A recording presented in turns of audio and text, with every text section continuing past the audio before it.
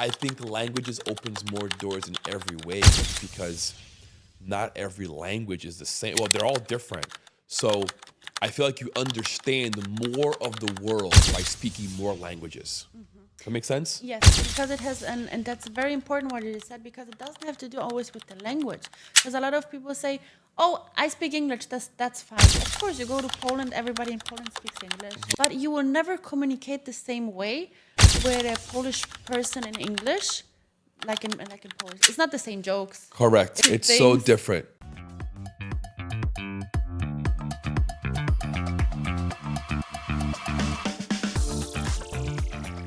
Welcome to another episode of Out of the System. I'm your host, Leo Climaco. Today's guest is someone who speaks and teaches 4 languages. She speaks Polish, German, Spanish, and English. And she also teaches it. Laura Rataj. Rataj. Rataj. Not Ratatouille. Don't get confused with the movie. Rataj. Exactly. Forgive me. How are you? I'm very good. Thanks for having me. How are you? Good. So happy that you're here. Yes, I'm glad to. We met at a really cool event. Yes, it The was Q4 great. Mastermind. How did you get in that group? Well, I'm in a networking group, and a very good friend of mine invited me. And he also told me last minute that I'm going to speak at this event. So I was like, okay, that's a bit a last minute call. But I'm open How'd you for feel about everything. that? Great. Like I like to speak. I feel confident speaking even in front of people. I'm not afraid speaking. So I thought it's a great opportunity, not only for me to show what I'm doing, to tell people what I'm doing, but as well to listen what other people do. Because I love to network, I love to connect to people. And never knows, maybe I give something from me and they give me something. And I just really like to exchange as well, like energy, good energy. Yeah, I love that too. Because I feel from every conversation you take something. For sure. Either it's bad or good, but you always take something. So I really like to be around people, network, and this was a great event. It was not a lot of people. It was kind of like a private event. It was just right, I feel like. The right people, the right number of people. It was great. Yes. And I feel the energy was great. And I got a lot of good contacts and good people out of this event. That's awesome. Tell me about you. Where'd you grow up? Where are you from? I'm originally from Poland, so both of my parents are Polish. But I grew up in Germany. Okay. That means I'm Polish, my native language is Polish. But when I was 3 years old, me and my parents moved to Germany because, of the economic situation as well in Poland, Germany was better for my parents. And from 3 years old till 13, I went to... Are they neighboring countries? Yes. Okay. Yes. So we were basically going by car. These times where, we were not taking flights. Yeah. 18 hours car drives. I still remember it. I don't know if I could do it now. Are you an only child? Yes. Okay. Yes, I'm an only child. So that was always 18-hour drive there, back and forth, always stopping by KFC, McDonald's. That was the best part. Really? For a child, yes. Okay. That was the best part. They had that in Germany? Well, McDonald's, yes, but KFC at that time? That's interesting. Yes, in Poland. Wow. I grew up in Germany, in München, in Bayern, Bavaria. So basically from kindergarten, school later, I was speaking German with my friends outside and Polish with my parents at home. Okay. And I'm always laughing because, here in Miami, the people talk Spanglish, the mix of Spanish and English. Yep. And I was talking, I don't even know how to call it, but I was talking German, Polish. So when I came home from school, I used to tell my mom what we did in school, and I was talking like half Polish, half German, and she's like, wait, what is she talking about? Do your parents also speak German? Yes, they spoke German, but I speak it fluently and without any accent because I grew up. Yeah, you were 3 years old. Yes, I grew up there, and my parents they never were really into learning it perfectly. So they were like, okay, we have the basics. I get it. Yeah. My dad's been in America for 30 years and speaks enough English to get around. Yeah. He's not fluent, he's not perfect, but he speaks enough to survive. But you know what I don't understand about our parents or other people. They just learn it to that level where it's enough. Yes. And then they stop. Correct. And it would take you, like few more months, dedication put in, and you would speak it fluently. I mean, you're almost there. Why They don't not have the push it a bit? they don't have the understand it. patience. They don't have the time. They don't have the energy. I really as well think they don't have the need. There's that too. And they don't Yeah. have the will, because if you don't have the will to do something, you won't do it. For Correct. example, when I was 6 years old, I started to play tennis. Okay. Because my father plays professional tennis. Oh, So Very cool. he's a professional tennis player, and he teaches as well tennis. was he rough on you? Yeah, that's what I want to say. So I like to play tennis. I play it like till this day now. And when I was a child, I loved to play tennis. But I was very good at tennis. So I was Okay. like winning every Match? match, or we did like little I cannot say if it's Tournaments? champion. Exactly, not championship, but Yeah. I was winning everything. But for me, it was just fun. But my dad was so intense. He was like, "No, you gotta be a famous tennis player." So what happened? I really didn't want to play Right. tennis professionally. I seriously didn't want to do it. Even if in the future I could be famous, I just didn't want to do it. Right. So I a didn't lot of have work. so I didn't have the will. So what A lot of training, exactly. eating properly, it's great. It's hard. I think it was not only that. For me, it was only the thing that I have to do it. I like to do things when I want to, not when I Got have you. to do it. Got you. Yeah. So what I want to say and compare it as well to the languages, I didn't have the will to play tennis professionally. And what happened later, I seriously disliked tennis a bit because of that, because of the pressure. Like, they didn't pressure me, but they won. Like, when they saw I didn't want to, they're like, okay, that's it. Like, it's a shame that you don't want to continue, but it's okay. But what I want to say, like, it's the same as with languages. Like, if you, for example, if you don't want to learn Polish, you won't learn it. Right. If you have to do it. Like anything you have in to life, want, right? Exactly. Yeah. So the people that are in this level, okay, they know a language, the basics, and they don't want to learn it, they most definitely won't. Yeah. Because if they don't... There's a saying in English, if you think you can or if you think you can't, either way, you're right. That's true. That's Yeah. very true. Because if I say, oh, I will never learn Chinese, it's just so difficult. You're I right. won't You do never it. will. No, I won't do it. Yeah. So I like always to compare my tennis playing to the languages. Like, if somebody doesn't want to do it, you will not be the best tennis player if you don't want to do it. Right. You will not be the best Anything. anything Yeah. if you don't want to do it. And pressure, as well, as a very big red flag for me, or a very bad thing, because pressure makes you dislike things. It makes you really seriously dislike things. What do you think of like Michael Jackson or Andre Agassi? Their parents pushed them and pushed them and pushed them. You should read Andre Agassi's book. Yeah? Famous tennis player. Okay. His father abused him almost. Pushed him. He was a great tennis player, but not because he wanted to, because his dad forced him to. Yeah. What do you think about that? Like these guys who did push, but also became great. I think they're not happy because of their success. So they have like success, a goal. Yeah. They're reaching like high numbers, whatever. They have money. They're in the top lists of tennis players, singers, actors, whatever. Yeah. But they're not happy. I don't think they feel fulfilled. A lot of people are happy because for example, their parents are happy. Oh, my parents always wanted me to be this and this, I'm this and this, so I'm happy because they're like proud of me. Right. But I don't think that you live life for anybody else. I agree. Till this day, still I have to hear something, oh, you would be such a good tennis player, you know? But in joke, you know, in terms of joke. But I'm not regretting it. Because my dad sometimes asks me, like, you don't regret it? You were so good, seriously. Like, you could be the next Iga Świątek. Iga Świątek, it's a girl. She's the best woman tennis player, and she's from Poland.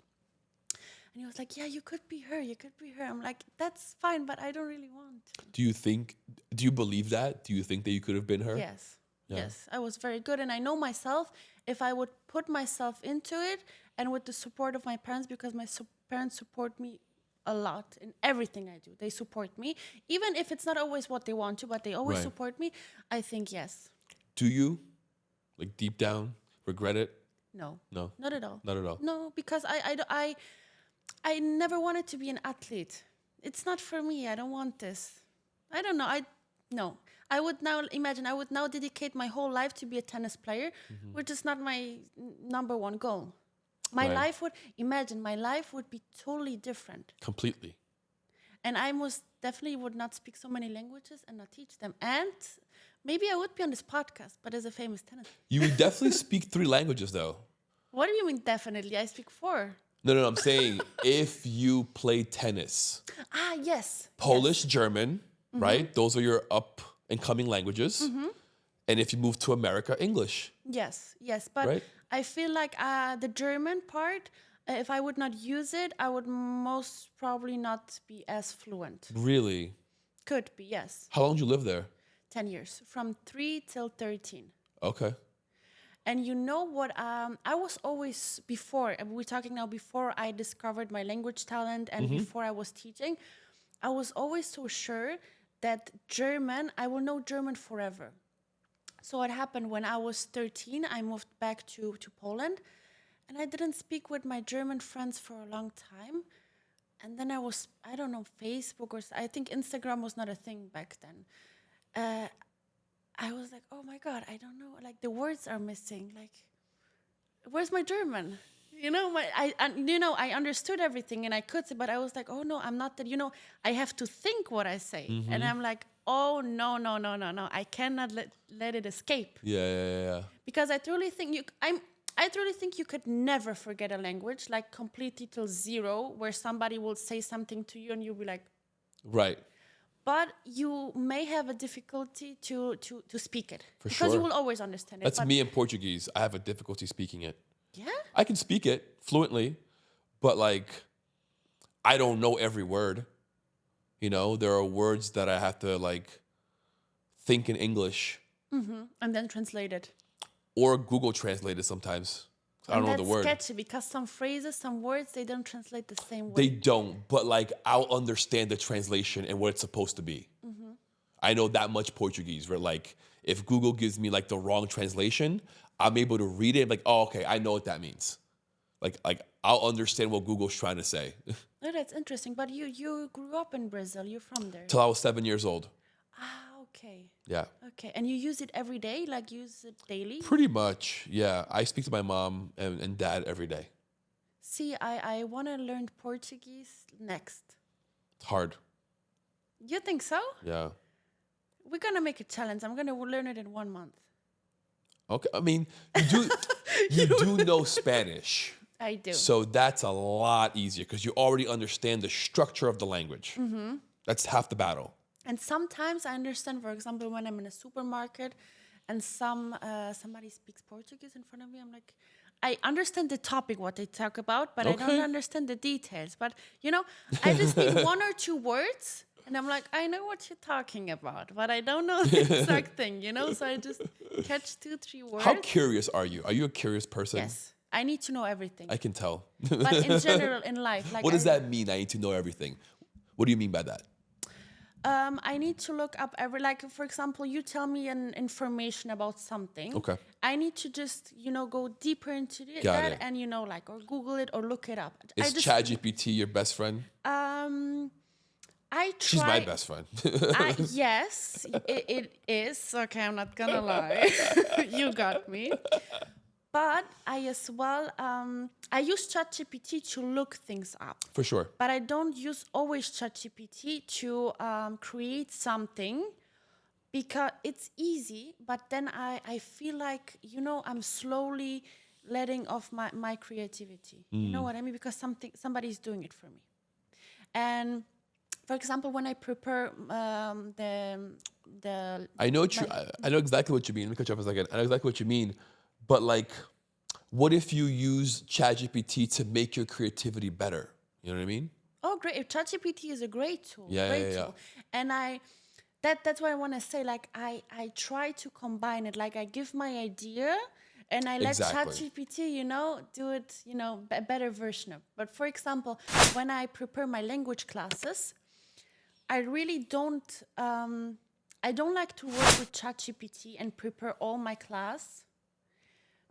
Maybe it's a thing that I have, but I feel this would be a lack of respect to my student. For sure. I know what you mean. Because he could do it by himself. Right. Lack of integrity. So Yeah. I feel like, okay, we'll prepare the whole class and that's it. I feel like It's too easy. I would not feel, even if they would not even think He's about paying you his- for your knowledge, Yes. for your experience. Yeah, I mean, still, besides of the things that I prepare, it's still me, like ChatGPT cannot, how you say, change me, not exchange me. Yeah. No, how you say? Oh my God! Now you see, now I forget the word in English. ChatGPT cannot not exchange me.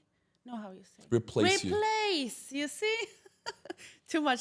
It sometimes happened to me, to be honest. It sometimes happened to me. Similar words though. Similar exchange, replace. It's similar. Yeah, but sometimes I have, it happens sometimes to me that I'm thinking in Polish, German, Spanish, and then I want to say something and then I forget the word, for example, now in English. I could have said it in Spanish or I could have said it in Polish I know what you or mean. German, but then I'm looking, where's the English word for it? And a lot of people ask me in which language I think. Mm-hmm. And I seriously don't know. Does it change depending on what you're thinking about? I think it did change where I'm at, the situation. If I'm thinking something regarding, for example, if I'm thinking what I have to do tomorrow in, let's say, Bank of America, where I go and I will speak English, so most probably I will think in English about it. Right. But when I think how to fight back my parents, for example, something, then I'm joking. Then I'm most definitely thinking in Polish. But to be honest, sometimes I don't even know, because I'm not thinking in which language I'm thinking. You see, that's a. It's so natural. I think the conversion for you is very natural. yes. For example, in which language I dream, because sometimes I wake up and like, oh, I had this dream and this dream and this dream, and I don't even ask myself in which language was that? Till somebody asks me, and then I'm like, that's interesting. I don't even know, because I was not even thinking about it. But yeah, and sometimes it happens to me that like now that I just forget one word, and sometimes I even say that word. So I could now say that word in Polish, and you'd be like, what? It happens to me. For example, when I have my language classes, I have German, then 1 hour later Spanish, then Polish, then English. Sometimes I switch the language for one word, and my students that is learning German with me is like, what? I said, oh, sorry, that wasn't Spanish. No, but they feel very inspired, and they're like, okay, we finished learning German, and then I want to do Spanish because of the word you just said. Look at that. Free advertising. You see? That's free ads. Where are your parents now? Poland. Oh, yeah? Yeah. Why did you guys go back to Poland when you were 13? Because I never felt like home in Germany, and my parents never felt home. We went there only because the work situation, the economic situation in Poland was not that good. Yeah. So my parents went to Germany to work, but then we went back. We didn't have anybody in Germany, to be honest. Germany I love Germany. It's a very nice country. It's nice to live there. It's easy to live there. It's very safe to live there. But I just never felt like home. Especially I spent all my childhood there, from 3 till 13. So I didn't even discover how Poland, my country is. So that's why we moved back. And my parents are there. My parents travel a lot. They have been to America as well before I was born. So they're like me. They just like to travel. So they were very open always for me to go to different countries. They was always supporting it. Even if I'm an only child, and they could be like, oh no, stay home. Right. You're by yourself. They were always, of course, they want me to be there. Of course. But they want me to be happy. So they're like, let's go see the world. They always supported it. When'd you come to America? April. Okay. As a podcaster, I needed a place to share my voice and hear other stories. That's how Forge Studios was born. A place created not just for me, but for everyone searching for something more. An environment where as soon as you walk in, you feel the energy and you feel welcomed. Where being seen and heard is part of the experience. A place for entrepreneurs to share their journey, for creators to bring ideas to life, for businesses to grow authentically. A space that values mental health, encourages real conversations, and supports those who turns ideas into impact. Here at the Forge Studios, creativity, culture, and purpose aligns and comes together to help you create something greater. A place where we leave the filters behind and we start expressing ourselves for real. The Forge Studio. Your journey starts here. Your impact starts now.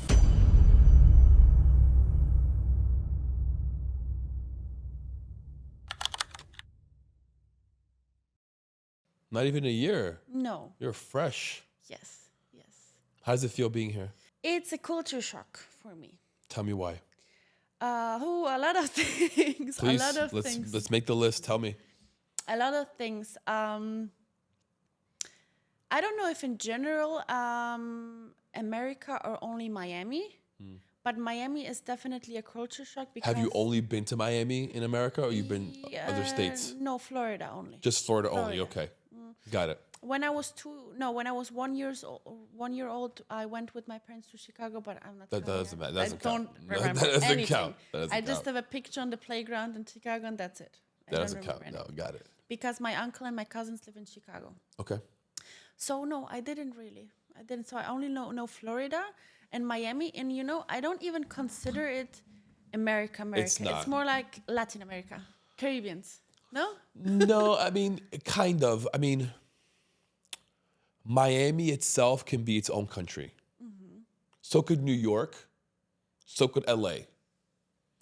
There are certain cities in America that could be its own country.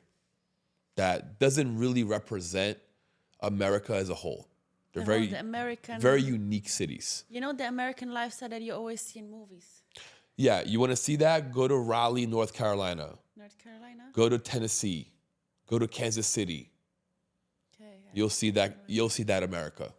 Go to would like- Pennsylvania. Go to New Hampshire.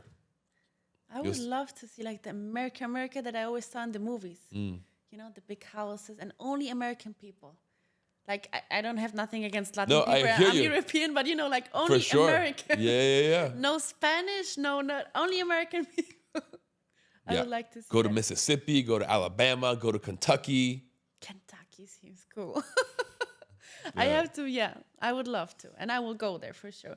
So about Miami, I like Miami, but Miami is sketchy because you can easily fall into a, let's say, bad lifestyle here. Easily. It's like a trap.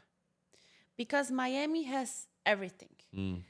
And for me, especially like, thanks God that I visited and lived before in different countries, and all the party life, to be honest, it's already over for me. I'm 27 only, but like I was partying and going out when I was 21, 22 in Spain, so it's done for me. But it could be very sketchy for somebody who likes to go out, who likes the nightlife, because it's so easy, and especially for girls, like you don't even have to pay for anything to go. I'm not even talking that men I know. take but like promoters, girls. So if you really come here to expand your business or network, and you cannot balance this, like you can easily fall into, and I saw it from a lot of people. Like 100%. So I think it's a bit dangerous. It's a trap. It is a trap because you don't see it coming. Right. Because, for example, Las Vegas, let's say, I was never to Las Vegas, but I've been there 5 times. yeah. I feel like in Las Vegas, if you go there, you see it coming. Casino, party, like talking about this night, you see it coming. You know what you're getting yourself into. Yeah. Yes. But in Miami, I feel like you don't see it coming. No, you don't. You don't see it coming, and it's don't. very easy to fall in. And then what happened? A lot of people come here to like expand business or like finish school, study, and often they don't do anything because they get trapped into this night lifestyle, and then it's over. Because I feel you cannot combine these two things. No, it's very hard. Unless you're working in that nightlife. Other than that, no. Yeah. It's very, very hard. Yeah. If you want to be a successful entrepreneur, you can't be partying. You got to be home sleeping. Yes. Yes. You know, get up early, I go to the always gym. say, exactly. I always say like after 9, 10 p.m., Nothing there's good. nothing to do outside. Seriously, there's nothing to do outside. Like even there's business meetings at 9 p.m. Okay, depends. If like you work for a company many years and you have just a dinner with the, Right. you know, with the coworkers, whatever. No, but I know what you mean. let's say, Overall. yes, and everything that starts at this time, because you know there can be a meeting or an event starting from 6 p.m. and then till the night. But if something starts at 9 p.m., 10 p.m., I don't think it's nothing productive, to be honest. At least it's a dinner with your friend, a glass of wine, and then go home. So I think you have to sacrifice yourself if you want to be an entrepreneur and really like be disciplined about what you do and have a routine. And sometimes you have to sacrifice the nice party or the nice yachts, nighttime yachts, whatever, and just log in, go to sleep, wake up in the morning, wake up fresh and do your things. Because in Miami, everything is moving so fast, you know? So I feel You should go to New York. Yeah? Yeah, you should go to New York. New York's crazy. Moving even faster? Even faster. No, it's not for me. Yeah. Miami is like an 8. New York is like a 12. So what is between Miami and New York, do you say? It's a good question. Probably Chicago, LA. I feel like these cities are like constant, not pressure, but, you know, constant like who's winning, you know, who's on the top. That's the point here. And you have to be every day doing something, because let's say one day you just don't do anything. Like there's so many people ahead of you just one day. So you cannot, you know, you have to log in and you have... But at the same time, it's an illusion. I'll tell you why. You do a presentation, right? You do a webinar. You got 100 people in that webinar. How many are going to actually buy? Let's say 5. Out of the 5, how many are actually going to do what they bought? Maybe 1 or 2. Yeah. So the point is, there aren't that many people doing it. Those that are doing it are all here. That's why it feels like everyone's doing it, right? So like, take a break. Don't worry, you know? You can take a break. They're not going to surpass you that much. But don't sleep. Yeah. Like Take a break, drink some coffee, get back on the road, right? But don't sleep. But there aren't that many people doing it. Like there's room for everyone. And how do you feel, I'm going to ask you a question. Please. How do you feel about concurrence? Because a lot of people are afraid, oh no, there's this person doing the same that I do, you know? How do you feel about concurrence? People buy because they connect with who you are. That's the same that I agree 100%. And I agree because before I was stressed out because of my concurrence. For example, it's a very stupid thing. It's embarrassing for me. But let's say when I started first my language classes and my language content, I was only doing it in Polish. Okay. Polish people who wants to learn German. Got it. And I had a separate Instagram page for that. And I had a lot of followers. I was getting very Are there viral. a lot of those people? Yes. Yeah, right. A lot of Polish people work or live in Germany, Austria, and Switzerland, because German is you have 3 countries that speak German: Germany, Switzerland, and Austria. So there's a lot of Polish people that live there, work there, or work for them. So for example, they sit in Poland and work for them, because what happens? We don't have euro in Poland. So it's cheaper labor. So we have Polish zloty.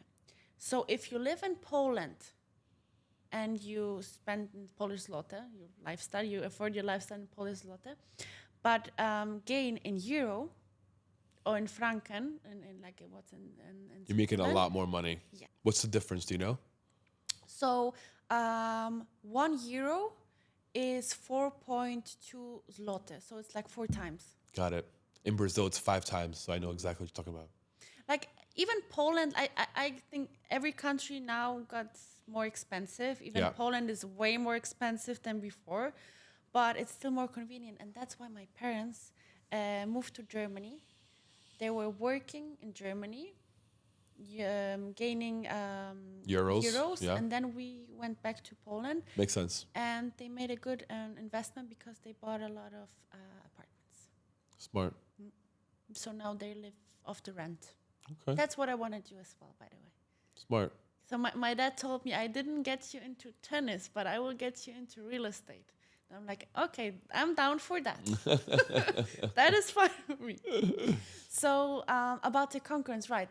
I had a separate Instagram page for Polish people that want to learn German. And I was going viral on TikTok as well. I woke up, you know the feeling when I was feeling famous, to be honest, because today I posted something, then I woke up and I don't know what happened. One of my videos went viral and I had so many views. That's awesome. And I had the feeling that I was scared of fame. Really? Okay. I know that's funny, but I was like, No, it happens. I was like, so many people text me. I have so many DMs. This. I don't even know what's going on. And I keep responding and there's more and more and more and more. Hey, how It's much an awesome for the feeling, language isn't it? It's so quiz? cool. And I called my friend. I'm like, I don't know what to do.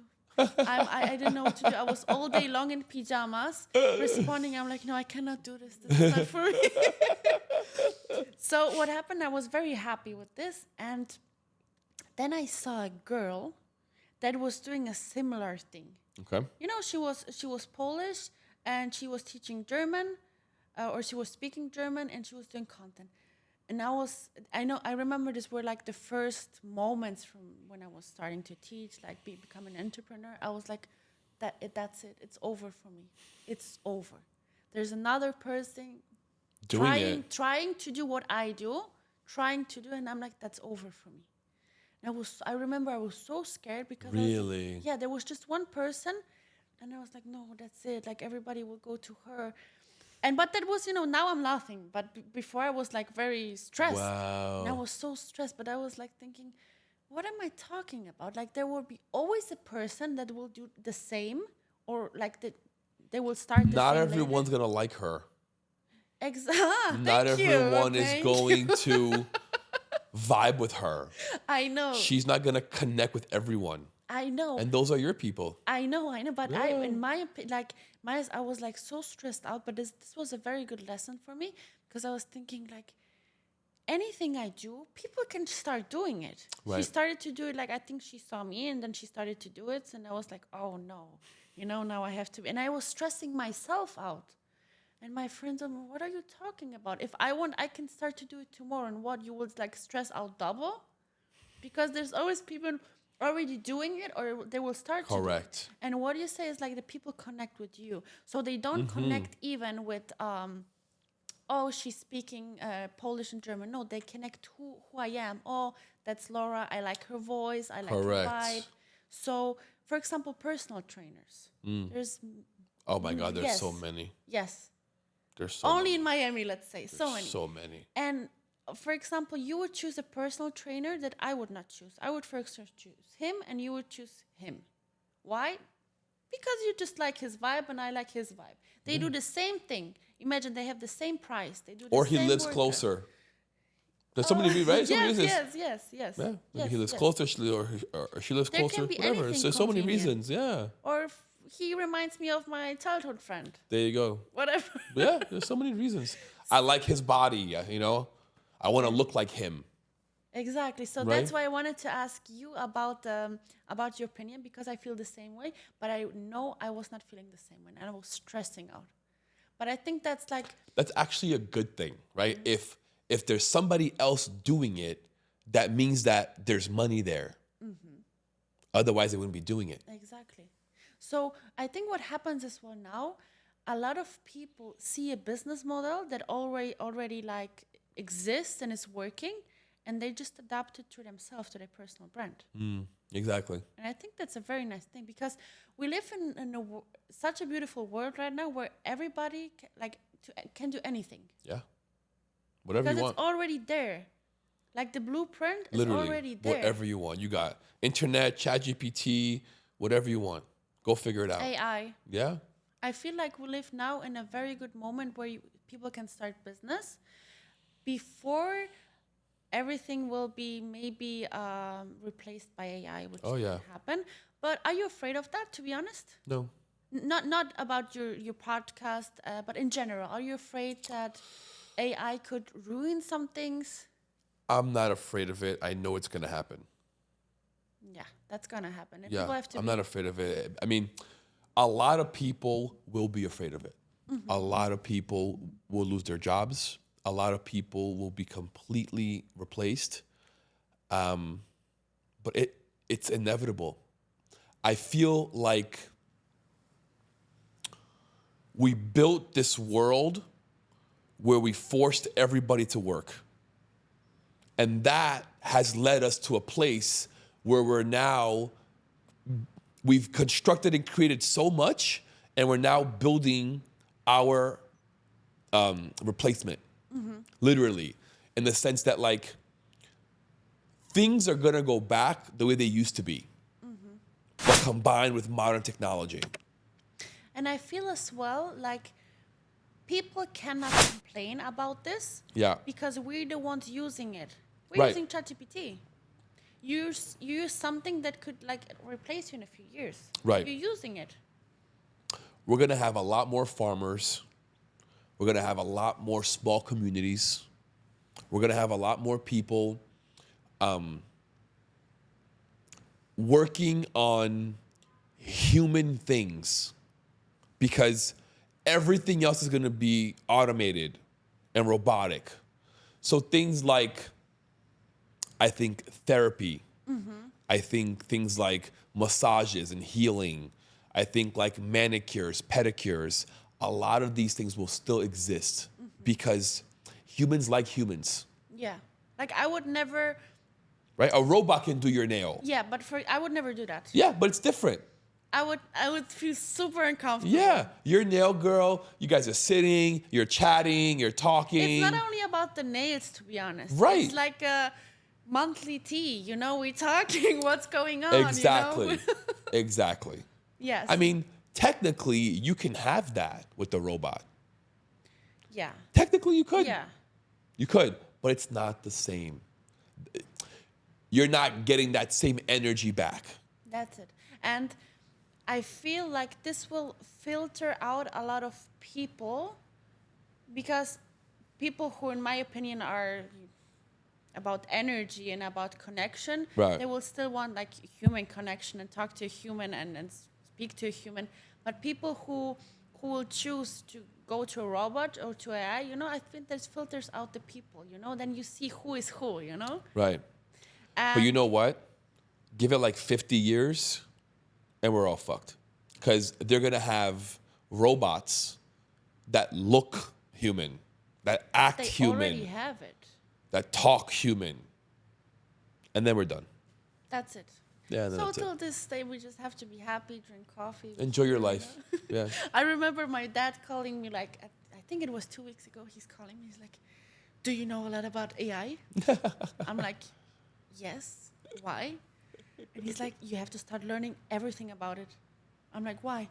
Because it's gonna rule the world. You have to be ahead of it. I'm like, okay, don't stress me out. No, but he told me, like, learn everything you because this will be, you know, the future business. For sure.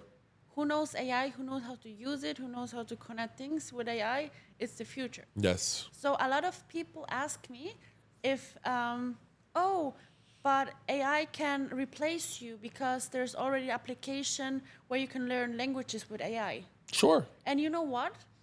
I even recommend my students to do it in their free time. I don't see it as a concurrence. I even say, listen, it's this and this app. It's a tool. Yes. Yeah. We have like a weekly, once a week or 2 times a week. When you have free time, don't waste your time to be productive. Go in this app and talk with AI or whatever we learn. But I feel if I would lose a student who wants to only learn language with AI, first of all, it will not be as effective because let's be honest, you cannot ask AI everything. Like, you know, it's a program. Not yet. I say not yet, but Yeah. that's why my dad called me. It's like, be ahead. Let me ask you a question. If you could put a chip in your brain that would help you think and learn things faster, and you could learn every language in the world in like a day or two, would you do it? No, because it's no satisfaction for me. It's a satisfaction. Like I feel satisfied when I do it by myself. Okay. And I'm like, oh wow, I did it. I put the work. It's easy, you know. I put a chip, and I'm like, I think everything that comes in easy, for example, like easy money, doesn't give you that joy. For example, let's say you get $10,000 like a present. Sure, you're happy, right? But let's say if you gain that $10,000 with your work, like, oh my God, I did this. I did that money. I created this money. I feel like you feel, I don't know, you feel better about it. Would you do it? For if you could Probably. Oh, why? Probably. Yeah? Yeah, probably. Hey, if you work with digital marketing, online sales, or manage clients, you know the right tool makes all the difference. I use Go High Level, and I can guarantee that this all-in-one tool brings results for all my clients. With CRM, email, SMS, automation, scheduling, landing pages, and sales funnels, integrated and easy to use, management becomes simple, productivity increases, and campaigns perform way better. If you want to grow in an organized and efficient way, access my link and see how Go High Level can also change the way you work and sell. I'm okay with exploring my humanity. I'm okay with crossing those boundaries. I wouldn't mind being half robot, half human. So maybe you can create that chip. Well, Elon's doing it. You have to talk to him. He's already doing it. He's doing everything. Yeah. Like this, I don't It's called Neuralink. So they've actually done tests. So they've put the chip inside a monkey's brain, and they're able to give it inputs. Like they're able to give it information and have the monkey use the chip to help process life. Oh wow. That interesting? So it's already there. Oh yeah. What he's trying to do, his excuse for creating this is that okay, one day we'll be able to make blind people see again with this chip. That is very cool. Yeah. Like I think we should use modern technology for things like that. Yeah.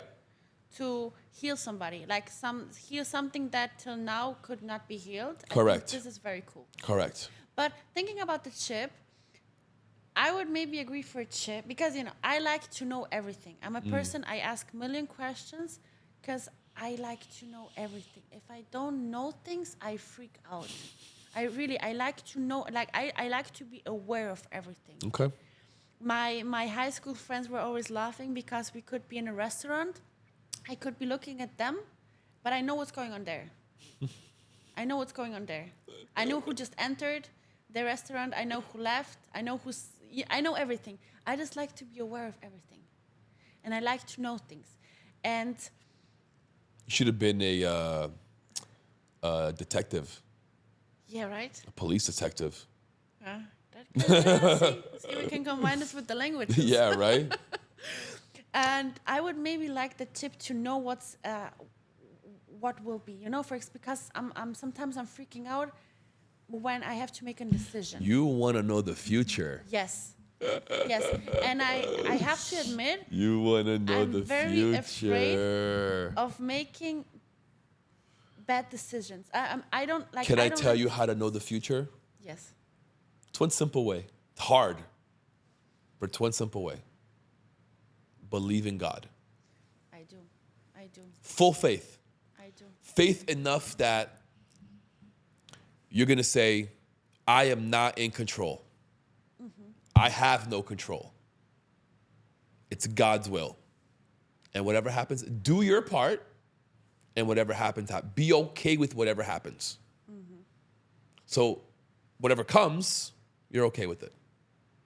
That's like I true like I'm very Catholic. I believe in God, and of course I know God exists. I don't need to know it. Like I don't need Right. to, Right. But sometimes I had moments You're human. where We all do it. No, you don't know what I want to say. Okay, let's hear it. Let's hear it. Let's hear it. Let's hear it. Sometimes I had moments where I was like truly feeling, not that I was ever thinking God is not here or it's not real, that I had moments in my life where it's like, this was God. Like that's not possible that this situation happened like this. I know what you mean. So I really I could feel the presence. Not that I was questioning it if God exists or no, never. But I could like feel the presence and be like, oh my God. Like, it's a crazy feeling. It is a crazy feeling. For example, a few months ago, my dog passed away. He was 18 years old. He was 18 years old. I was, of course, sad, but I know he was suffering, so he's in a better place now. For sure. And with his death, him passing away, something in my life happened where it was like my dog, the last moment he could save me or tell me something, he did. And that gave me chills. And there was... Your dog was here with you or in Poland? In Poland. Okay. He was always in Poland, but we was FaceTiming all the time. Got it. So I had to say, unfortunately, goodbye through FaceTime. I didn't even see him. I think it's maybe better for me because I want to remember him how he was. Like good, not sick and not suffering. And that day, there was something where I was like, no, God, sent me a message with his, the last moments of him being alive. And that gives me chills, and that's so true. And I tell people that even my mom told me, the last moment, him passing away, the last moment he was alive, I just wanted to tell you something. And it's seriously, it was something that saved my life and changed my life for better forever, but saved as well my life, and it gives me chills. That's and awesome. I'm very, that's horrible to say, I'm happy that he passed away because nobody's, but I feel... No, I know what you mean. I feel released. It was his time. I feel released, and it was a beautiful... For me, it was a hard moment, but it was a beautiful moment because he gave me a beautiful message. Yeah. So that was the moment where I truly felt the presence of God, And that's beautiful. And did you feel it? 100%. Several times in my life. Yeah. And there's oh, he's here. Not that I questioned you. You were always there, but now I feel it, Yeah, that's a beautiful feeling. So we were talking about that I want always to know everything and that I'm afraid of making decisions. I know that everything happens for a reason, and every decision in my life had to be like this. But I'm still sometimes I don't like to make decisions, okay? Just to let everybody know, I don't like to make decisions. Why? I don't know. It's something in me, I don't like to make decisions because there's something in me, this or that, this or that, this or that. And I'm a person I'm a big overthinker. When's your birthday? We're going into astrology, I'm right? just curious. I'm just curious what you are. 24 May, Gemini. Okay. That's why. Why? Gemini, I'm not into astrology. It's because you're a Gemini. You're split between two choices. Yeah. And I'm a huge overthinker. Huge. Now it's still better than before. But I feel like it's a bad thing because it's tiring. Overthinking is tiring. Because it's stressful. It's draining. Yeah. And I seriously... Going down the rabbit hole. I'm jealous of people that seriously don't overthink. I have friends that don't overthink. I'm like... That's me. I don't overthink. No? No. That's a beautiful thing. Wow. Let life live. Whatever happens, happens. I'm a big overthinker, which is bad. But sometimes I get a lot of things out of overthinking, to be honest. All of this whole overthinking in this process. And my brain, is already inflamed. I like the cartoons, Have you tried sitting down and putting the pros and cons for each decision? Have you done things like that? Yes, like I not writing that it down, work for but I you? think. But Okay. I'm the kind of person that is always, oh, but what if? And then we go, you know? Yeah. But like, what ifs are just that? What if? You know? It's easy for you to say. No, but like, what ifs No, aren't but real. I love this mindset. Seriously, Yeah. seriously, it's like so. I want to be like that. Like, what ifs aren't real? Because they're not. They're not. There's not. And this is a What thing. if an asteroid hits Earth right now? Yeah.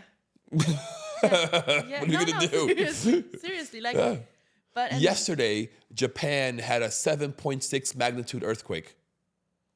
Do you know that? no. Yeah. So see, and the people they were thinking, what if? Yeah. They're like, oh, what if? What if?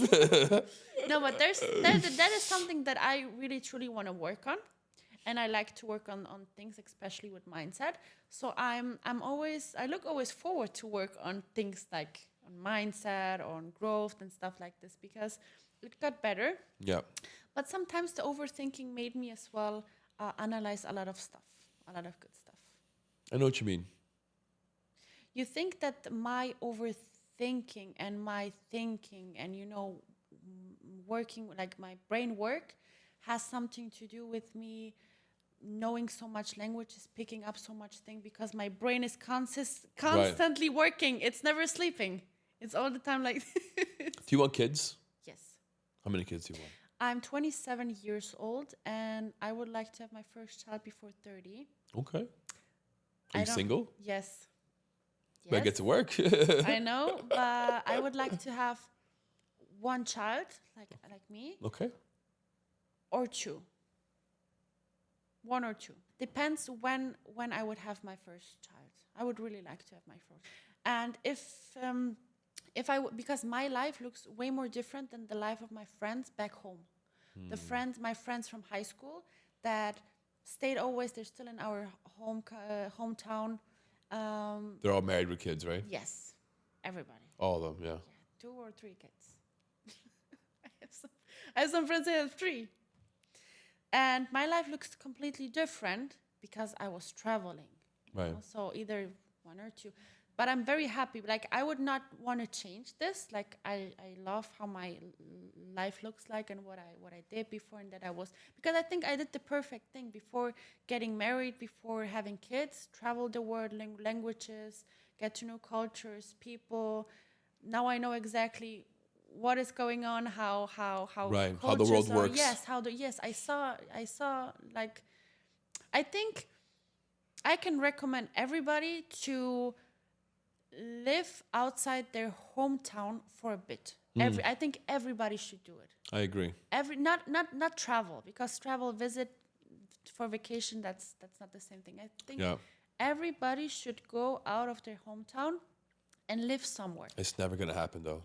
There are some people stuck. Yeah. But you know why? They're afraid. Oh yeah. Because a lot of people don't like changes.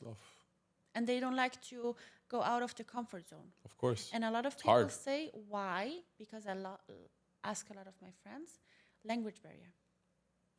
Language barrier. A lot of my friends were like, oh, it's easy for you because you know languages. And they said if they would, well, I don't know if it's true, if they would still do it. Yeah, I doubt it. A lot of people said it's language barrier because they don't feel confident. They don't feel confident to go to a country and they don't speak the language.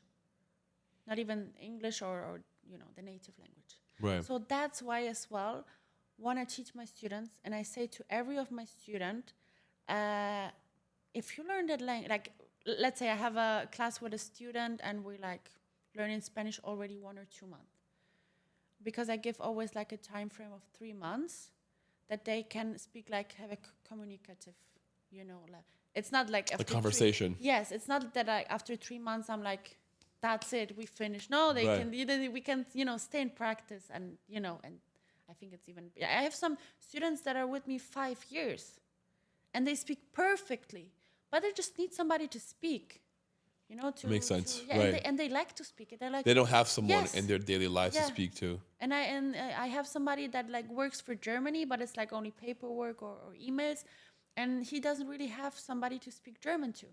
So it's like one time a week he speaks German to me, and he's super, like, he knows perfect German. I speak with him like perfectly. I don't even have to correct him. So, but then I always say to my students, listen, for example, somebody learns Spanish. I'm like, your next vacation is in Spain. Like, wherever you go for your next vacation, you go to Spain, because I want you to practice what we have learned. Right. I always say that. And they're like, okay, working on booking. No, seriously. And I think you can learn languages way better if you actually live in the country. Of course. But as well, if you have any connection with the country. Imagine you start to learn French now. You start to learn French. You have 1 or 2 times a week French classes. And you don't watch movies in French. You don't look, I don't know, social medias in French. You You're don't never even want to gonna go learn. to France. You don't listen to French songs. Like, it's harder for you to learn it. You have to be around this language. You have to be around. If I could learn a language, it'd be somewhere between Chinese, Japanese, or Russian. It's 3 languages that I've always been curious about. You would like to learn a new language? Like, have you been ever thinking I don't know, to be honest, no. I know 3 languages, Spanish? Portuguese and English. You know Spanish? Yeah, Fluently? fluently. Yeah. I mean, 85, 90%. Yeah, I can speak fluently. I picked up Spanish in New York because of Spanish Portuguese. is everywhere. Oh, yeah. Yeah, New I York. was thinking only Miami, but I have people saying, no, New York. It's every New York, Boston, Chicago, LA, everywhere. Spanish. It's the second language in America. Is Spanish, literally. Like in Miami, it's the first language, I think. Yes, it is. It's first language, Miami. Yeah. That's crazy. It's for sure first language, Spanish. Yeah, Yeah. 100%. So would I don't have the patience to learn a new language. If I was to move to Russia, for example, yes, I would learn it. But being here, no. But maybe you don't, I think it's not about the patience, about you don't need it that much. There's that too. It's not a high priority. It's not, Right. learning Russian top number 1. Right. It would be something extra, right? 100%. So, and I think if somebody sees languages like something extra, they will never learn it that fast and that effective. Like, you have to put it in priority. For example, if somebody's into gym, it's their priority. They wake up, they think, I go to the gym. Yeah. Before I don't go to the gym, I don't do anything or think about anything else. Yeah. So you have to put this on your high priority. I think everything you put on your high priority, it comes easier and faster. My sister is like you, very good with languages. She speaks Portuguese, Spanish, French, English, and Greek. She lives in Greece. Where does she live in Greece? Kavala. It's near Bulgaria. I wasn't there. I'm going to Greece every year because my best friend lives there. I was to Creta, Mykonos, Santorini, most of the islands. Yeah. But the way she picked up Greek, she's fluent. She did go to school, but she mostly learned it with her husband and his family. Oh. Yeah. And she has a husband from Greek? Yeah. They met in New York. Oh, that's cool. He was born in New York. They met in New York, got married, and eventually left to Greece. Wow, that's cool. And she speaks it, or she learned it by herself? She spoke some Greek, learned it by herself prior to going. So I would say before she got there, she knew maybe 30%. I need to talk to her. About 30%. And then she got to Greece, and then she, got immersed in the language and the culture. And she went to school, and now she speaks like 90%. Wow. Like, I hear her, and I'm like amazed every time. Like, wow, you speak fluently. She's really good. Wow. Yeah. Do you think, in your opinion, I will ask you, Yeah. because I know the answer, like what I think about it. Do you think that languages open more doors when it comes to business? Of course. Of course.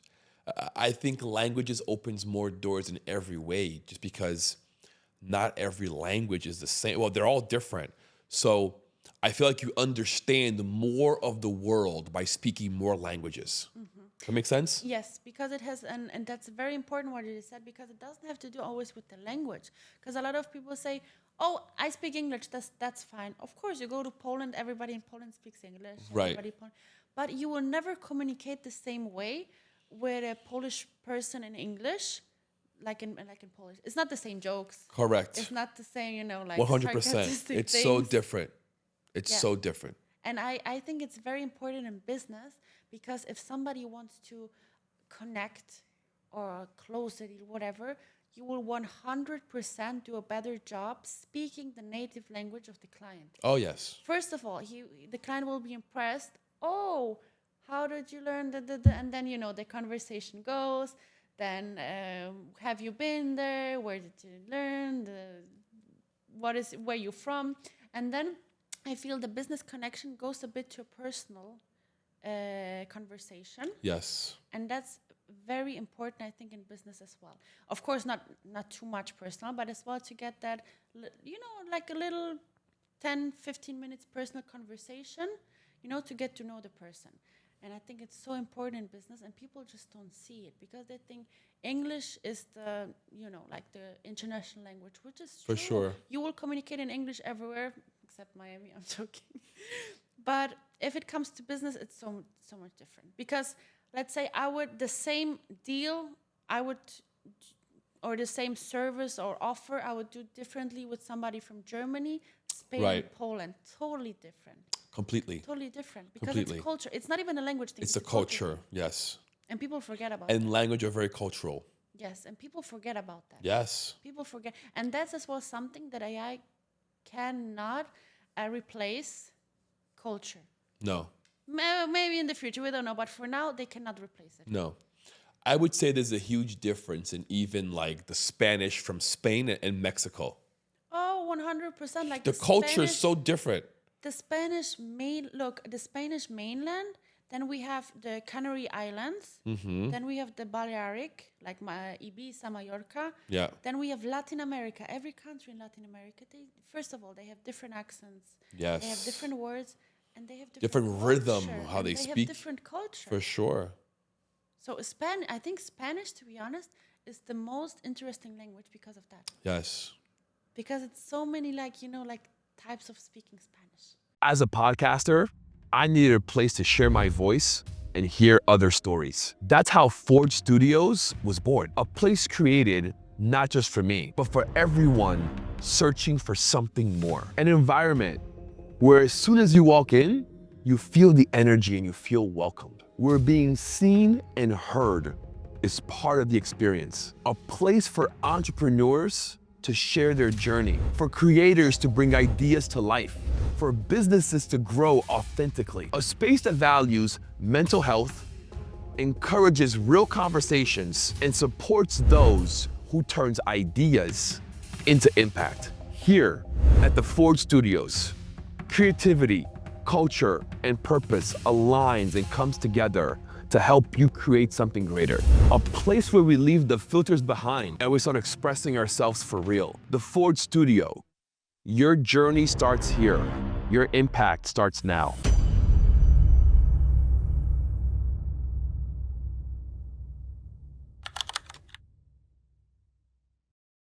But I love it. I've been to DR. I've been to Mexico. I was living in the DR. I've been to Ecuador. And I can speak. That's the beauty. Even though it's different, even though there are words that are different, the culture is a little bit different, but you can still speak and be understood, and it's great. You know where I picked up Spanish, where I learned Where? Spanish? Because like Polish, of course. I was born in Poland. And you know what is funny? When I was living in Germany, there was a time that I was speaking better German than Polish. Even Polish is my native language. I believe that because you're living there. It was your day-to-day Yes. language. Yes. That makes sense. Wait, first of all, because I started with Spanish, but you know how I learned German? I just went to kindergarten. What is 3 years old? Where you go? Kindergarten? No. 2 years old? 3. You're pre-K. Yeah. You're like pre-K, Pre-K yeah. and then kindergarten, right? Yeah. So My parents just let me in, play. Crying all the time. I was crying all the time at the beginning. I was crying. I don't understand. They want to play with me. I don't know what's going on. And then I remember my mother, every day when I came home, she put me the movie Lion King. Okay. In German, because I already knew it in Polish. That means I knew it in Polish. She put it in German. So I was like picking up the mimics, the emotions. Okay, he's crying, he's sad, and you're understanding the words and based on it. I don't remember, to be honest, but my mom told me, like, every day I was like, again. And every day I was watching Lion King, and then I was repeating the words. So Lion King, thank you, teach me German. And Spanish, I never learned Spanish. I didn't even have it in school. You know what is funny? You know what I had in school? You would never know which additional language I had in school in Germany. You would never know. French? No. Latin. Oh, Latin. Yeah. Latin. Yeah. You know, Very interesting. How was it? You never use it. Do you remember anything? Yes, because Latin is like the base of every other language. You know, it's the base. And it's like nobody speaks like Latin. You only use it like in the medical field. But isn't that crazy that I was like for 3-4 years I was learning Latin? That's crazy. Like Any reason why? It was just being offered? It was obligatory in Germany. Wow. Yeah. Besides of English, it was obligatory, and I didn't understand why, because I think it should be obligatory if I go like to med studies or university, like medical. My mom is a nurse; she had it, but I understand that. Yeah. I don't know, but I think that helped me as well a bit with Spanish, because a lot of words, like, it's the base, you know, Latin is the base of every language. Makes sense. But Spanish I picked up in Dominican Republic. I went to the Dominican Republic when I was 20, and I was speaking only English. I didn't even worry about Spanish, because I was like, okay, it's the Caribbean, but English, everybody speaks English. Right. No, they don't. They don't. They do not. So I learned Spanish in 1 month. And then it was the time when I discovered, okay, I have a language talent, like when I was 27 years ago. And then I started to teach. How long did you stay in DR for? 6 months. Okay. 6 months. But after 1 month, I was like, and I was not speaking Spanish, I was speaking Dominican, the slang. So first I learned Dominican, and then I learned Spanish. That's so funny. So then I was speaking already 4 languages. And then I was, you know, because one thing is to speak the language, but the other thing is to teach it. Oh, it's completely different. Yes. Yeah. So then I taught myself to teach it. Because I picked up languages like this. But so I can explain it to somebody, I need to know the grammar. So I was reteaching myself the language that I already know, but now grammatically, which I already was talking good grammatically. But, you know, if somebody asks me, oh, why is this phrase like this? Why is the verb like this? I have to explain it. So I was teaching myself to teach the language. And to be honest, this is my biggest achievement. Not speaking the language, but know how to teach it. Like, I teach myself how to teach. What makes you want to teach? Because I know how many opportunities, how much easier I had it in life because of languages. I was getting every job that I wanted in office, corporate job, and because I have my languages. Like, they didn't look even at my experience. When I finished my school, I never went to university. I finished high school, and I started to work. And I was gaining much more money than my friends in, you know, same age. Because they looked at my CV, and I was like, language, that's it. They didn't even look if I have any experience, nothing. They needed me and I was working for a IT company. Imagine, I know nothing about IT. But they hired me because I speak perfectly German, so I could communicate with Germany, Austria, and Switzerland. So I was like, oh my God, like, I didn't even finish university. I didn't do nothing. I just have languages. And I was thinking, I just have languages, like just. No, I just have languages, you know. I was thinking the same thing when you said that right now. It's not just. No. It's a huge thing. But I was thinking, okay, fine, hi, you know, understand songs in Spanish and German, that's nice. I didn't know that I can have so many advantages. And that's why I want to tell people. And you know what is the most beautiful thing? 2 things. When they speak like when they speak the language perfectly because of me. And second, if they start to get opportunities because of the language that I teach them. That's a beautiful thing. I love that. That I see them saying, Them grow. yes, The flower blossoming. yes. Oh, Laura, I finally moved to Switzerland. I got this job, and I was teaching her German. That's a beautiful thing. I really like that because I know I did something good and I changed somebody's life. Yes. For the better. Yes, yes, So much better. yes. I'll ask you a question. Nothing to do with anything. Completely random. That's okay. What would you say is the better country to go to a concert? Germany or Poland? Concert. Yeah. I To go was- party, to go see a show, like a rock concert. What's the better place to go I was to? only to a concert in Poland. I was working in a stadium. Sorry, stadium, where concert. I was working there. I was 16. I was selling popcorn, and I saw the last Linkin Park Oh yeah. concert before Wow. Linkin Park, Green Day, Justin Bieber, a bunch of other people. So I have never been to a concert in Germany. To be honest, I don't know. What about German- culturally though? Culturally, energetically. Poland. Poland. Yeah. I don't know how it's like the adult life in Germany, to be honest, because I grew up there. Have you been back? Yes, I have been back, but like not living. So I Right. don't know how. Would I you think- want to live there for a little bit? No. No? Germany. I Not even like Germany. 6 months. No. No. I like Germany, but it's just not my. It's not my vibe. It's good for work. It has a lot of opportunities because Germany has a lot of. German people are like very, like Strict. organized. What I love about German people, they're organized. They're super organized. And I'm a person that when I say something, I do it. So I really don't like people and I don't accept it when somebody says something and then don't do it. Yeah. Unfortunately, it happens all the time. But German people, like, they're seriously that you can trust what they say. Like if this person They're says punctual. yes, and especially when it comes to business. They walk the walk and they talk the talk. Yes. Or they talk the talk and walk the walk.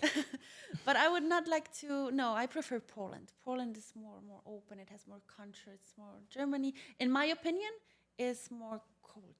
Like the people are more distant, more cold. Yeah. They're very professional, but they're not that.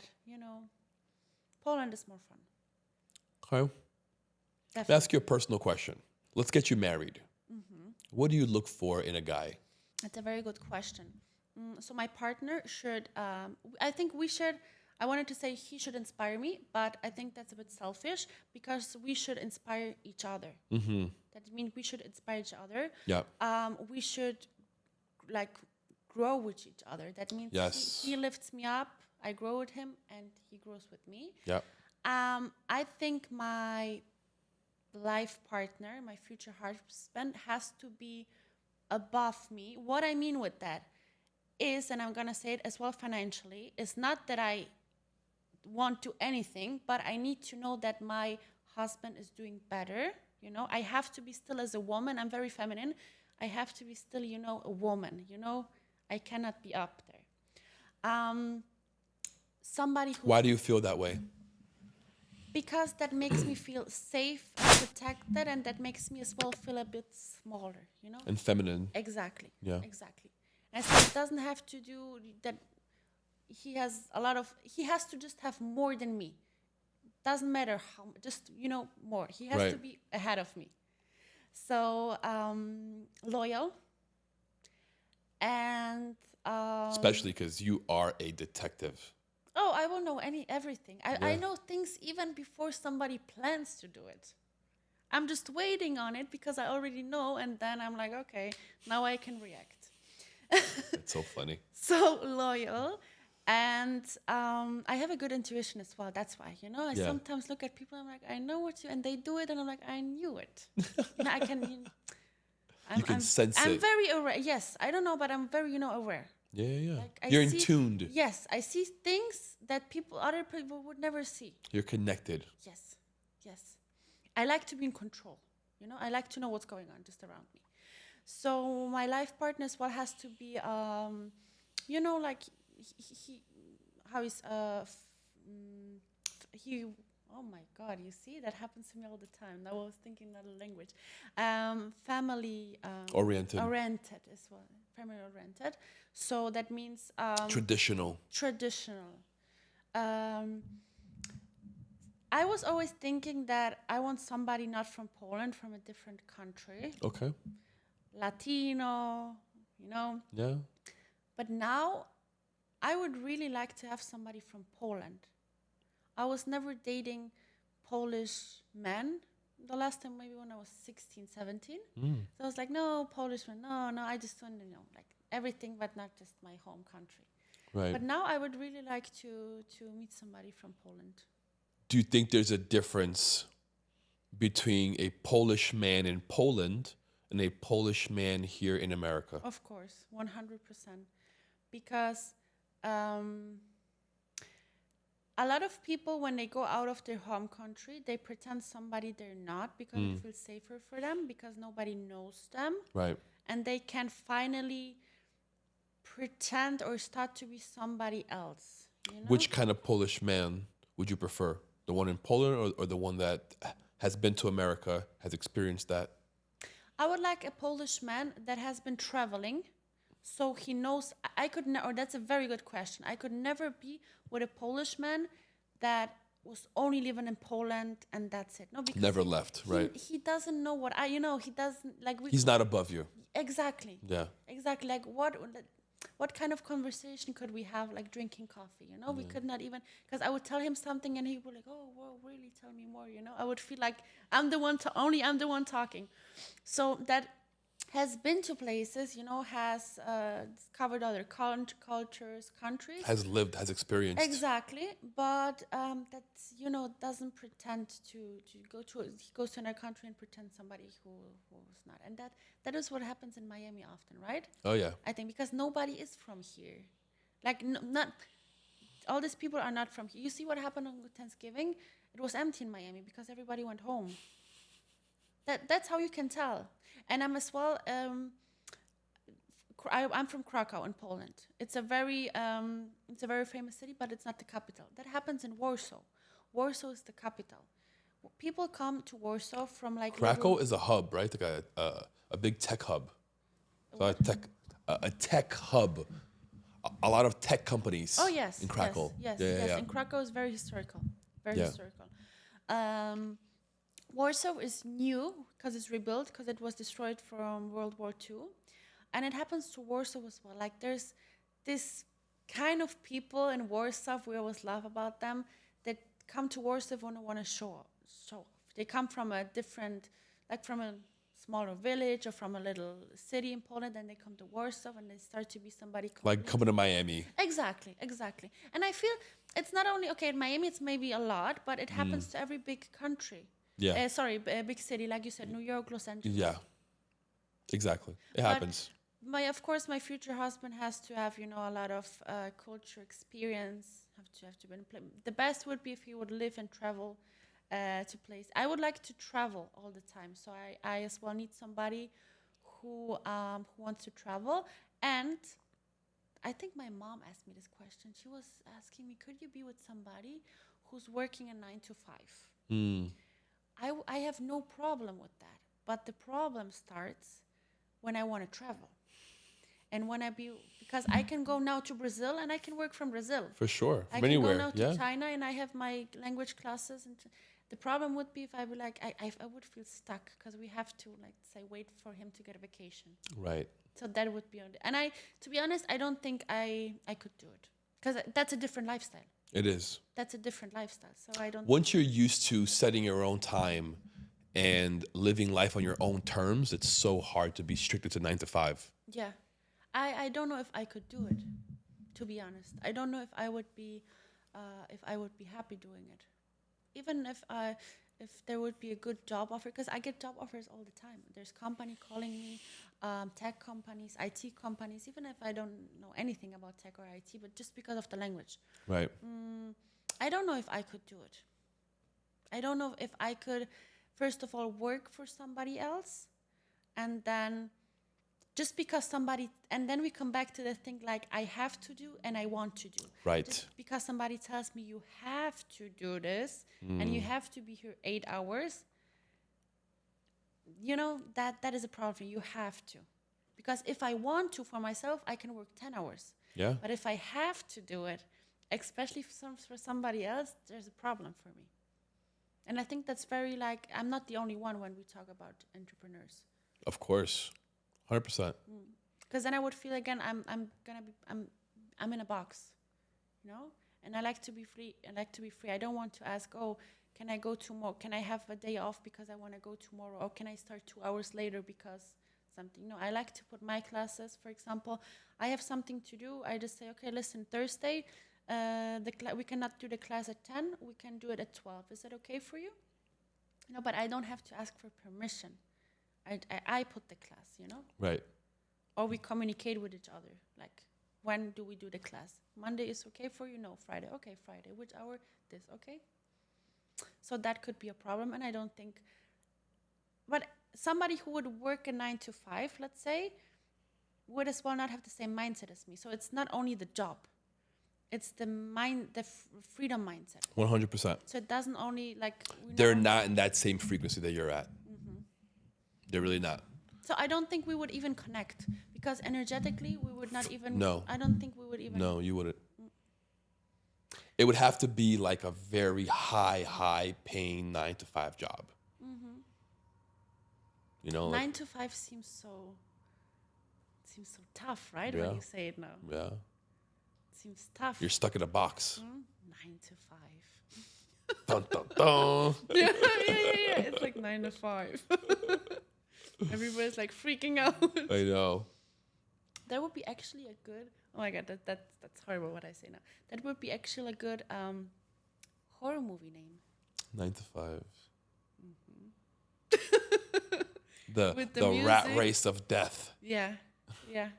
But you feel as well that because 9 to 5 is of course a rat race, but do you feel that entrepreneurship starts to become the same, like a rat race between people? If you let it.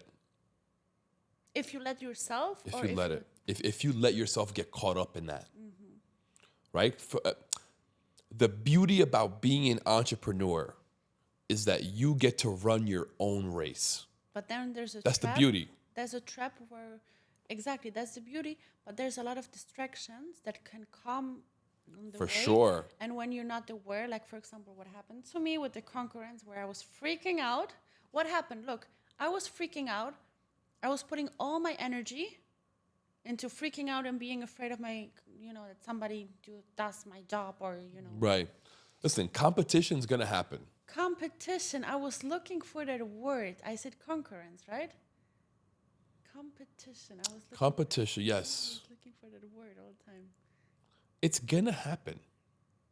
It's part of life. But it's you and your sauce and what makes you that makes your clients buy from you. Exactly. That's what we're talking about. And Yeah. that's what you said, that you can define your own way. What did you say? You said something. You can create your own Yeah, path. exactly. Your own path. Yes. But there's a lot of distraction and traps that come, like what happened to me. Correct. Competition, this, that, you're not doing enough. He's doing that, he's doing that. And I think social media is a beautiful tool, but as well, it can as well destroy you emotionally and mentally, because if you start to compare, then that's it. And everyone compares. Yeah, because social media, like I can put a picture now that, let's say I have a bad day. I'm in my pajamas watching Netflix, but I post a picture when I was in a pool 3 days ago. But everybody's like, oh, she's at the pool, nice weather, she's tanning. But nobody knows that I'm now at home sad. Yeah, and it's raining outside. Exactly. Yeah, so I think social media, It's so fake. very fake. Yeah. It's a tool. You have to learn, like everything else in life, right? You have to be disciplined. Know what you want. There are so many distractions, but if you know what you want and you stay the route, you'll get there. Hey, if you work with digital marketing, online sales, or manage clients, you know the right tool makes all the difference. I use Go High Level, and I can guarantee that this all-in-one tool brings results for all my clients. With CRM, email, SMS, automation, scheduling, landing pages, and sales funnels, integrated and easy to use, management becomes simple, productivity increases, and campaigns perform way better. If you want to grow in an organized and efficient way, access my link and see how Go High Level can also change the way you work and sell. So discipline over motivation. 100%. Motivation fades away. Yeah. You can only have motivation for so long. No, motivation is when you see a picture of somebody who has a beautiful body and you're like, oh, I want to be like him or like her. Right. But and that comes and goes. Yeah, tomorrow morning you wake up and you forgot about 100%. It's about discipline. It's about the next morning getting up and going to the gym. And that's the hardest part. Because it's easy to say, I want, but to actually do it, Yeah. that's hard. Where do you see yourself in 5 years? I see myself in 5 years, and I'm going to say, like, very confident because I know it's going to happen, because I know everything, you know. Married, with a child, in a healthy, good relationship, doing what I love. That means language teaching. Traveling. Connecting my business to my future husband's business, which I still don't know which will be, but we will connect some things. And be happy. Be happy. I think sometimes people are so focused on money, business goals that they forget, am I really happy? You know, they forget to ask the question, am I really happy? Like, do I wake up and am I, like, happy about drinking a cup of coffee? Because we forget about the small things. Just to have a cup of coffee and be like, I'm happy, I have this cup of coffee, the sun is shining. So that's very important for me. What would you say to someone struggling to learn a new language? Struggling? I think, you should connect with somebody like me who learns languages not the school type of way. That means grammar, exercise, and that's it. No. You have to find somebody who truly likes to practice with you. That means who truly wants to speak the language with you. So let's say I have somebody who says, oh, Laura, I'm learning Spanish 3 years already.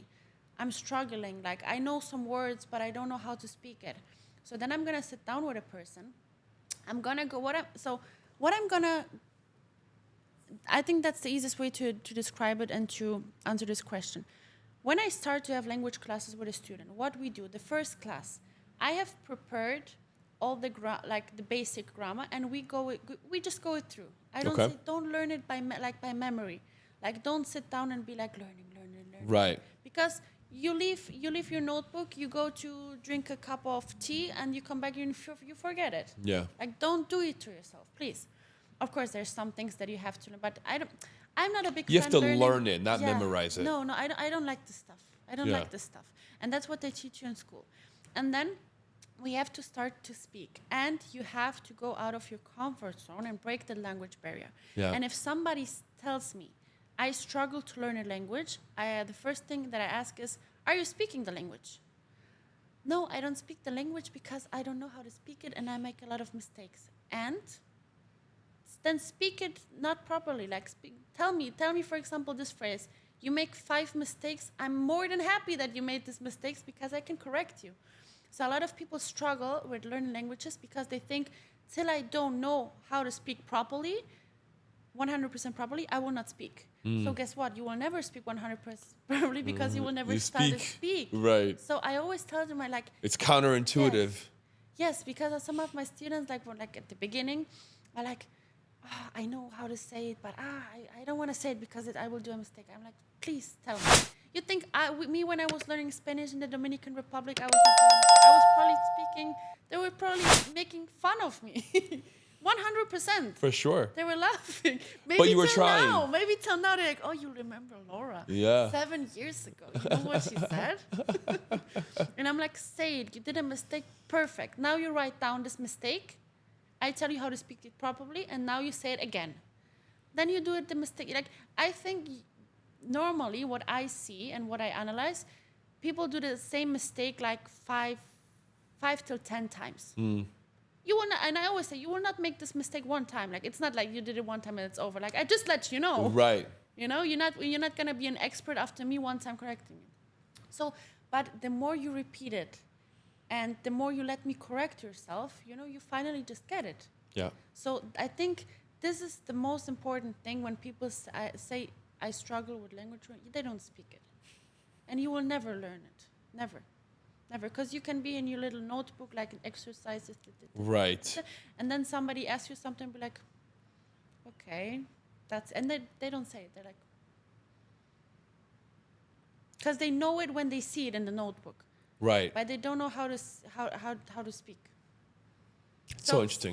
Speaking. Like, practice over grammar. Like, I always say, practice over the theory. The theory stuff, like grammatic, verbs, whatever, but practice. Speaking. It's the only way. You got to do it. And speak wrong. Like, Right. Don't be scared to make mistakes. Speak wrong. No, seriously. Right. People will correct you. Do mistakes. Like, seriously, do mistakes. Yeah. Please do it. And then when I say, like, to students that are, like, I have new students, and I say, like, do a mistake, they're like, what? I'm like, yes, I really want you to, like, just because I know they just want to say it, and they already, you know, their brain is already on fire, and they want to, I'm like, say it. And then they said it wrong, and I'm like, oh, you did a mistake. And they're like, oh, I knew it. I'm like, that's so great that you did that mistake. Now write it down, and I tell you how this properly. Do you see the difference? And then they can see the difference. Okay, I said it like this, and it's like that. So till they don't say it, they won't know. For example, if somebody wants to learn how to rollerblade, of course you will fall down the first. For sure, several times. Yes, maybe at the beginning all the time. Let's be honest, all the time. Yeah. But if you don't start to do it, like, you'll never get good at it. You have to fall down to learn to write properly. 100%. So it's like building a business. If you don't go through failure, you don't learn any lessons and you don't get better. Yeah. It's part of life. And I really don't agree with people who teach languages the school type of way, because I feel that's a waste of time. If I have somebody telling me, oh, I have a language teacher who's teaching me this and this, I'm like, seriously? You should not even take the classes. Save your money, go on YouTube and go on ChatGPT and do it by yourself. Like, if you're not speaking with your teacher, if he doesn't correct you, if he doesn't, communicate with you, don't even pay for the class. Like, seriously, you're wasting money right now. Right. Because the same thing, you can just, like, this person doesn't have to be in front of you, like online or in person, to teach you. No, you can do it. And then everybody's shocked when I said it. I'm like, I will not do that stuff with you. This is the stuff you will do at home by yourself, and I won't take money. Because I'm not taking money for something. I will say, I won't take money for something that you can do by yourself. Right. So the 1 hour class that we have is fully me and you communicating. I want to do everything with you during the class that you are not able to do without me, because that's what I'm here for, and that's why you're paying me. I would hate for you to pay me for something you can do by yourself. Because you know why? Because I would not like that people would charge me for something that I could do by myself. Right. So I'm like, this is a part of me that really thinks, and people in business sometimes don't think about it. People in business don't think about the service, what they provide. They think only money. Right. But I'm thinking, like we were talking before about group classes. You remember? Yeah. You were asking me if I don't do group classes. So I was doing before group classes, and I could perfectly do now group classes, and I could, in 1 hour, I could gain 4 times, same amount. But I think it's unfair for the people, and it's not comfortable for me, because not everybody has the same level. Right. So what happens? The first, second class, I will not see it. But then the third class, okay, he's more advanced. She knows. That means we have to be a bit slower because she doesn't understand. That means he's wasting his time. I would hate that for people, to be honest. I would hate that for people. What if you had everyone who was similar level? Well, then I would have, for example, I would have to have students which I teach one-on-one, and then I have to pick, okay, my one-on-one students, 1, 2, 3, 4, are at this moment at the same level, and now we can create a group. Yeah. But I always feel like I want to give 100% of my attention to one person. That's just me. I just feel this person just deserves my 100 of my attention. That's just me. I don't always feel comfortable. I know exactly what you mean and where you're coming from. The only concern I would have with that is you eventually burning out. That's the one concern. Happen. Yeah, because you're one-on-one, right? You're giving. You know. But then I was thinking, because I will have more and more people, what I'm gonna do is not only teach the language, but teach people like me who speak languages to teach others. You're gonna certify people. Exactly. Yes. But you should get on that. But I need to know that somebody teaches like me, because I'm responsible. I would not let somebody teach my students if I know like they have to be like me. You need to start recording all of your sessions. Okay? Record all your sessions. You're going to take all your sessions, transcribe it into a text, the videos, transcribe it, upload it to ChatGPT, create your own GPT based on your teaching, and tell it to create a certification program based on how you teach so you can certify other people. That's a great idea. That's a great idea. And then I can have my own teachers, because exactly. Like you said, eventually I would have so many people. It's overwhelming for you. You don't have enough time in a day. You know what I mean? Yeah. There's that too. Or people want to start to learn a language with me, and we're like, sorry, I don't have time. You're booked. You're full. Yeah. It's going to happen. So to start to teach people and to train people to do the same and have like a little academy. Team. Yes, exactly. Great idea. Academy of teachers. Yes. Because it's like I can give my blueprint away of how I teach. Exactly. To others. That's great. That's a great idea. Yeah. You should work on that, 2026. Yeah, 2026 is, oh my God, this year got so fast. Flew by. Wow. Crazy, right? That was a crazy year. Yeah. How you feel about 2025? Feel good. Yeah? Yeah, it was a good year. Good year? It was a good year. A lot of ups and downs, or a lot of... No, always ups and downs. My life is never... Because that's boring, right? It's boring. We don't live to Yeah, no. I can look for the last 15 years. How old am I? Longer. Last 20 years. How old are you? I'm 37. Oh, wow. I have 10 years on you. For the last 20 years, I can say my life has gotten better every single year. Ups and downs, but overall, it's gotten better every single year. Did you have any? Did you have a feeling like? I remember 2 days ago, I was on my phone and I was looking like 2022, 2020, and I was like, everything that I wanted, like in 2020, I have now. Everything that I wanted in 2021, I have now. So it's like you said, my life is getting better, and I achieve everything that I wanted to do. Even if it turned out good or bad, but like I had it or I did it. Yeah, that's incredible. Congratulations. Yes, everything. And I was like, oh, I remember when I wanted to do this and I already did it. Or I remember when I did, and I'm just here.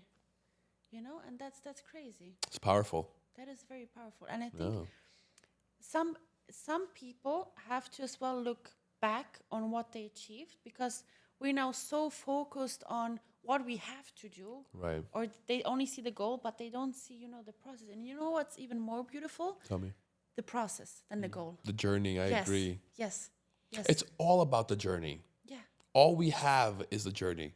And I think I enjoy the journey more than the goals. And sometimes I don't even know that I achieved the goal. I just look back at it later. I'm like, oh, that was my goal before, and I Right. had it. Right.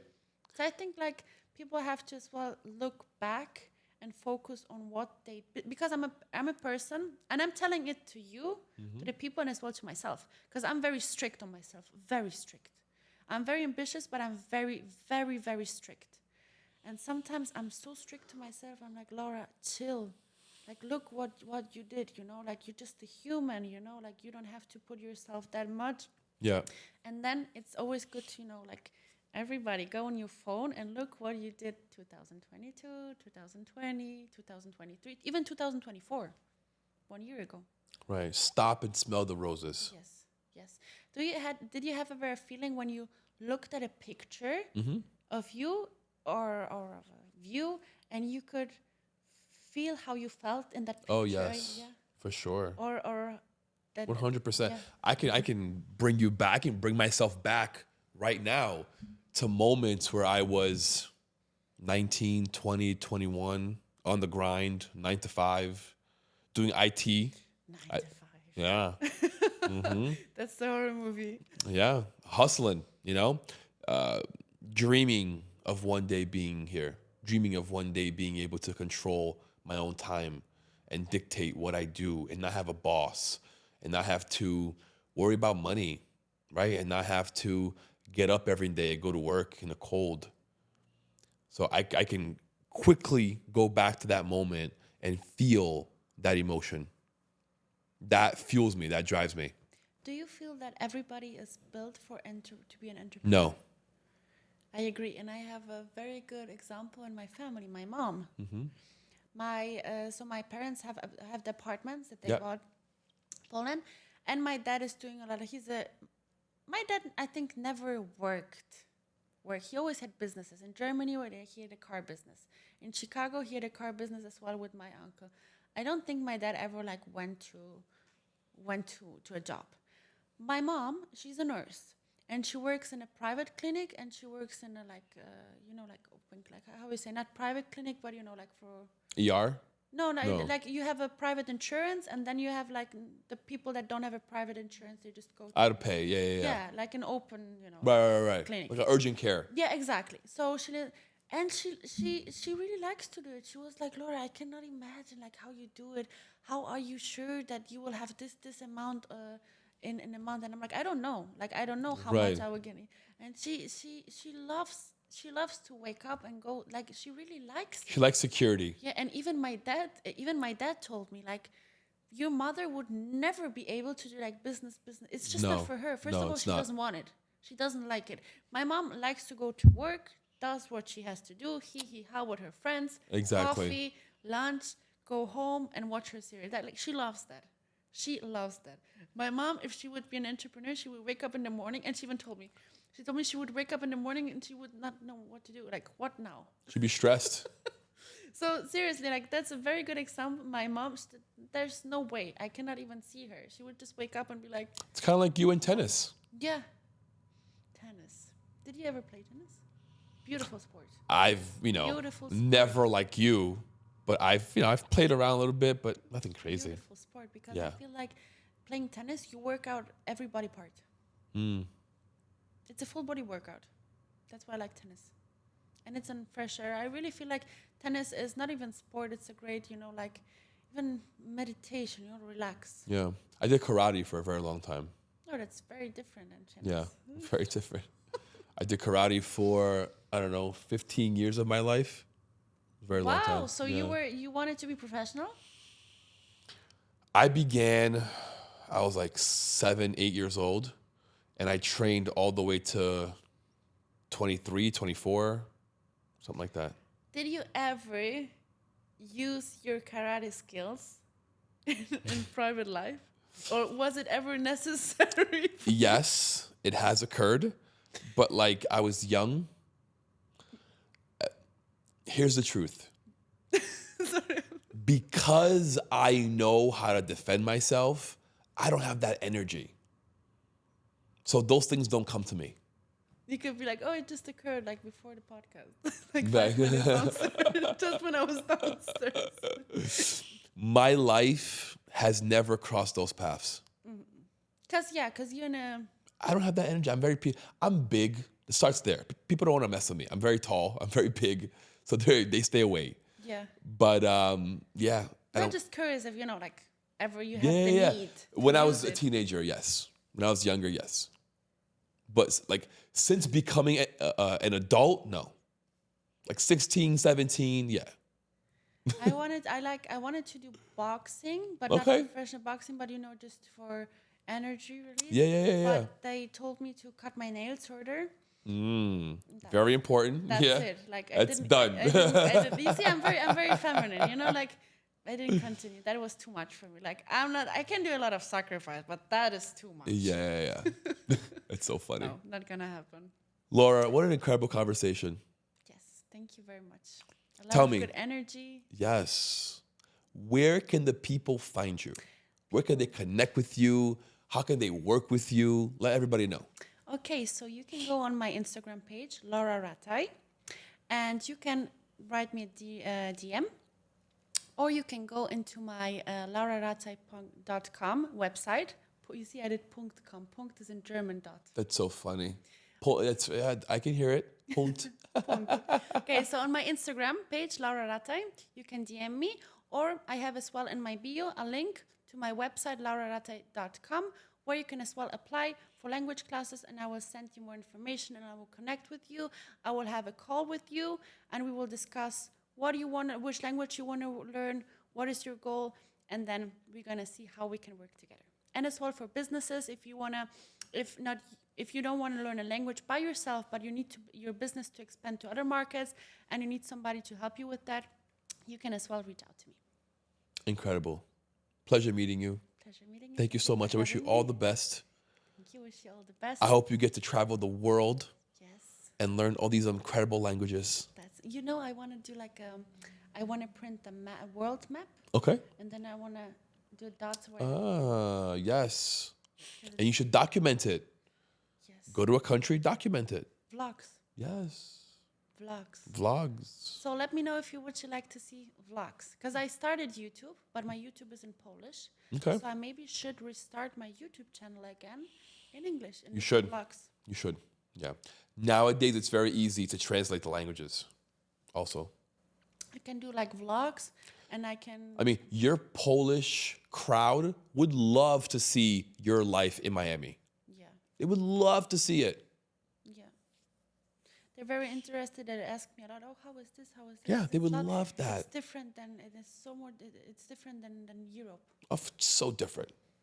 So I'm gonna document everything, every country that I will visit, and vlogs becoming soon. So stay tuned. Guys, go follow Laura. If you are looking to learn Polish, German, Spanish, or English, that's your girl right there. Like, subscribe, hit that bell notification, and we'll see you guys next time.